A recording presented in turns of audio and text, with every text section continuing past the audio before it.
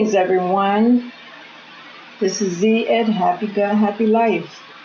Today I will be making walnut meat for our made from scratch tacos. Important to know that we do not consume garlic nor black pepper. It is not on the nutritional guide. As a substitute, however, we make our homemade mock garlic, which is measured in portions of onion powder and ginger. And what I typically do, I add more onion powder than ginger.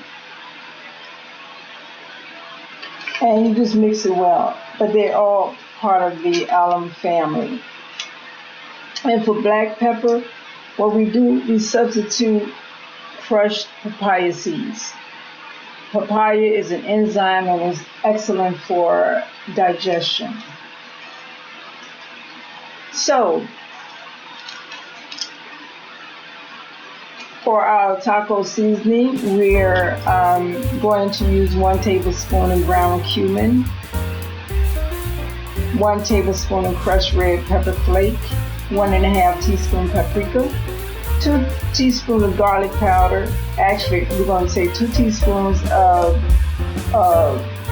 mock garlic powder, half teaspoon of onion powder, 1.5 teaspoons salt or salt to taste, and 1 tablespoon ground papaya seeds. Substitute the rest in place of the black pepper.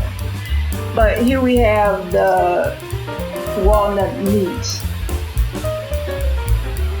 We didn't blend the walnuts, but we had the walnuts, put the walnuts in the processor and just chopped them up. And that's how we want it. And so then what we're going to do is put them in a skillet with some water. Eyeball the water. And you're going to, and salt to taste, and you're just going to let it cook for about 30 minutes to an hour. And make sure it's soft. You don't want a crunchy walnut meat. And then it's going to be kind of dry, so you're going to go ahead and add your taco seasoning to that. But you should measure your taco seasoning, not just pour it in there. Start off with like a tablespoon, because that's 2 cups there. Start off with a tablespoon and see if that's, it's good. You're satisfied. If not, just, add a teaspoon. Just add a teaspoon and see, what is the best measurement for that.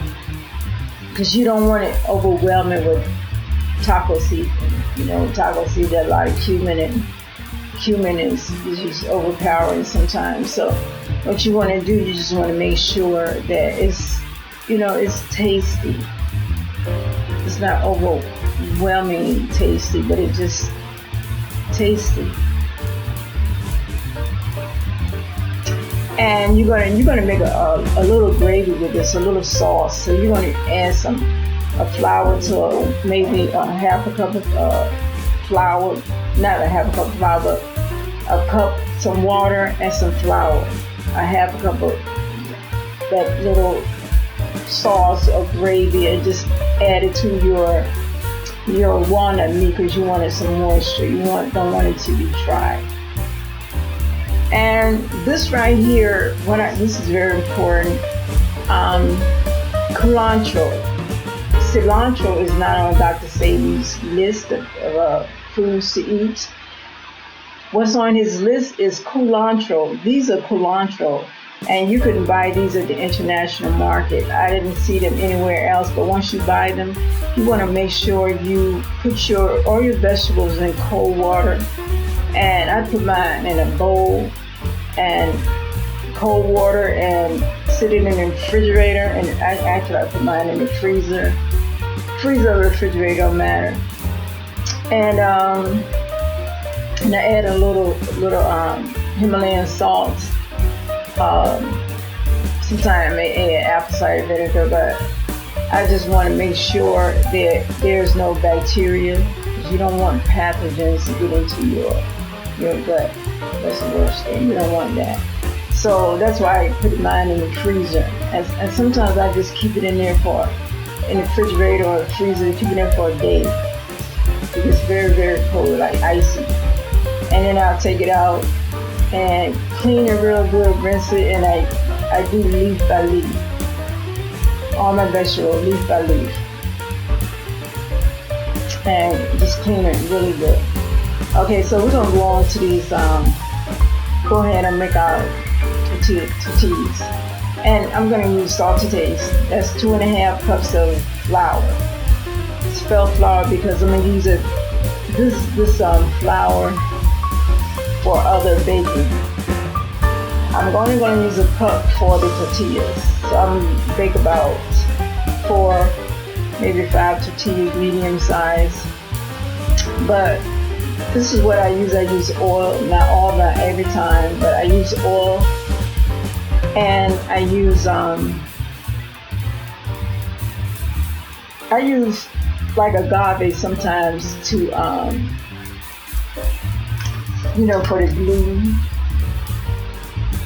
for the gluten strings.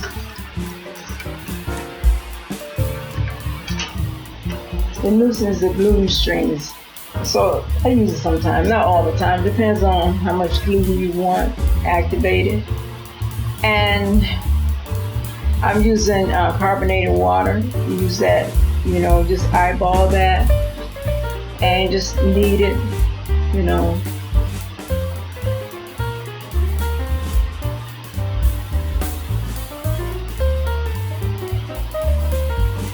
And once I'm done kneading, I don't do a lot of kneading because I don't want it to activate too much. The more you knead, the more gluten is activated. And I just break it. I just break it apart. And use what I'm gonna use in terms of my my flatbread. And others, I put the others to the side because I'm using it for something else.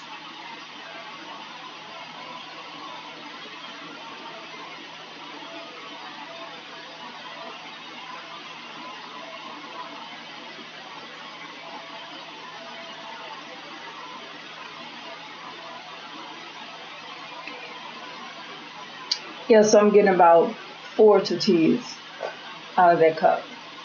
4 medium.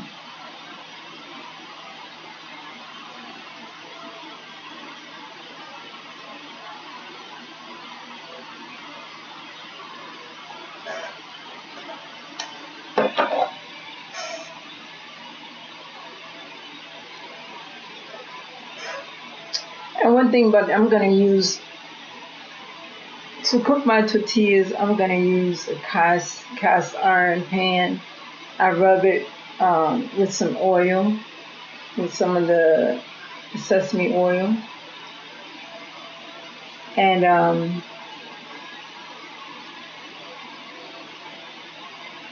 going to use it, and I'm going to heat it. I'm going to turn it on medium high heat,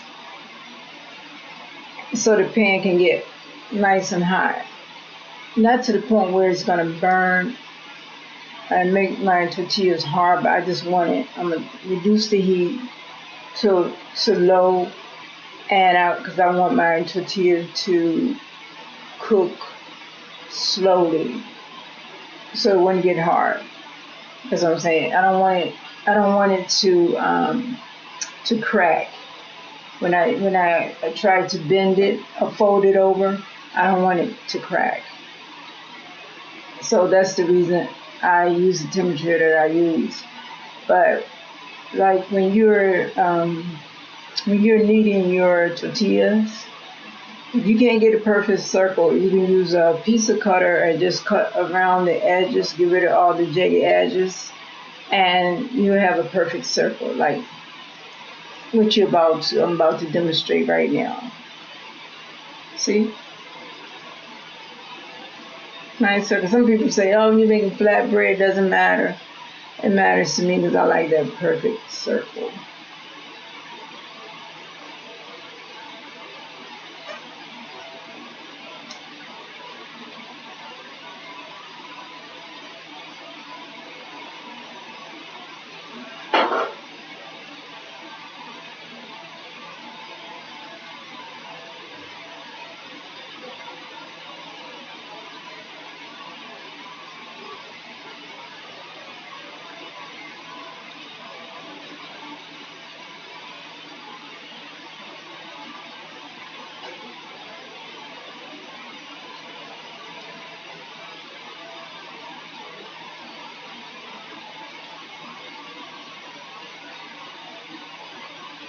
So that's the container. That's my tortilla container I use, and it helps my breads, my tortillas to stay soft. It locks it in moisture.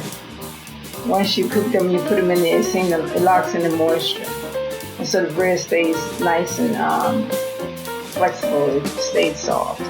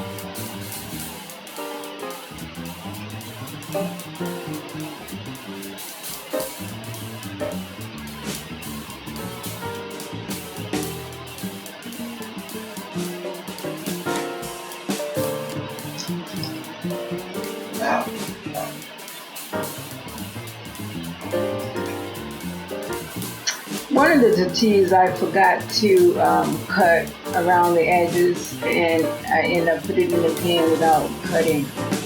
I didn't realize until I went to take it out of the pan and saw the edges were so raggedy. But you know, it was still edible. It was still good.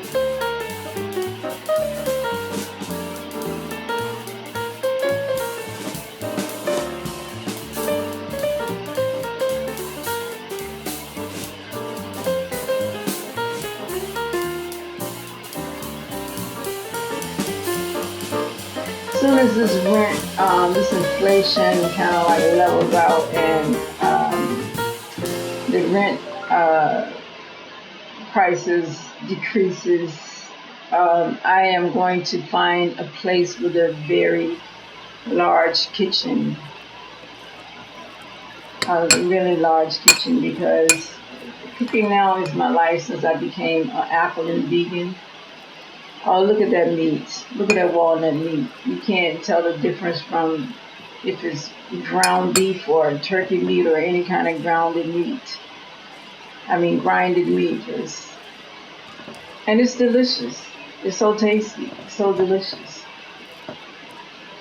This is what you call eating, because you know what you're getting. You know you don't have a lot of fillers and a lot of chemical names under, these chemical names and stuff that's affecting your organs and affecting your brain. And it's a beautiful thing. I mean, you can, eat to live, and you don't live to eat, you eat to live and eat to heal. So, and that's the sauce I made. That sauce right there, I made it from cilantro, tomatoes. The sauce is everything that you see on that tortilla. The sauce is made from that, except the lettuce. I didn't put lettuce in the sauce. I put the cilantro, red onions. I used red onions, cilantro. I used tomatoes, lime juice, salt to taste, cayenne pepper. So that's what the sauce is made of, and delicious. And that's that little thing I just dipped on it. That's mayonnaise. That's vegan mayonnaise. home style vegan mayonnaise. And that's delicious.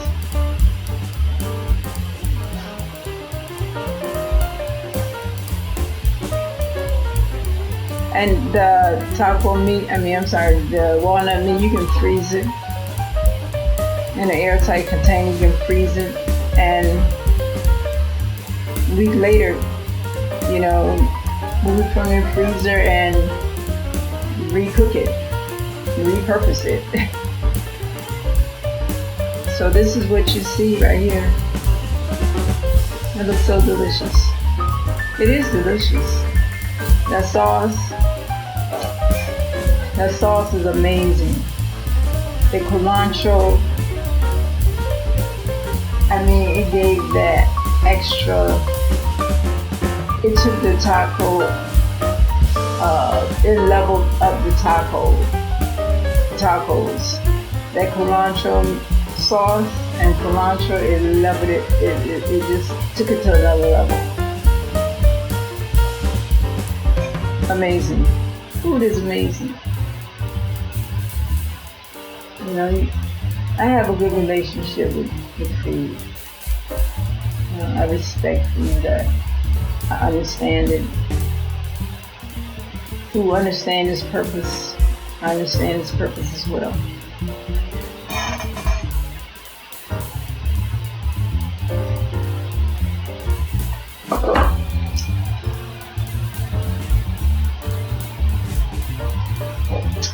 For what I want to say, thank you for watching.